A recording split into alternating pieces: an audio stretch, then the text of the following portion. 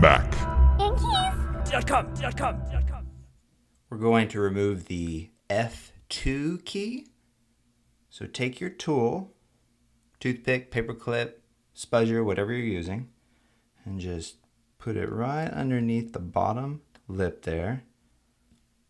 Take your finger and hold the top edge and just slowly pry it until it pops right off like that.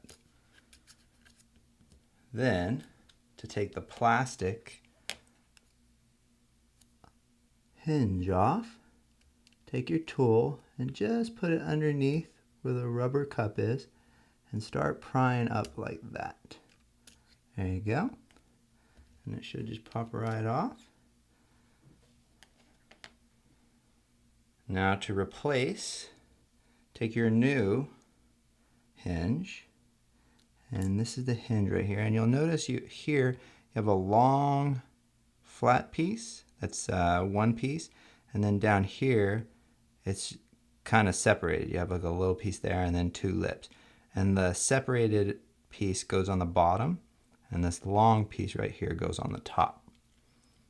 So just take that, it's pretty tiny, and just set it right in there and just push it down with your finger until you hear some clicks and feel it kind of snap in.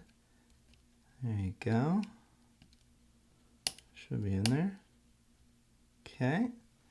And now take your new F2 key, just place it directly on top, and you're going to use your finger and just push down until you hear some snaps.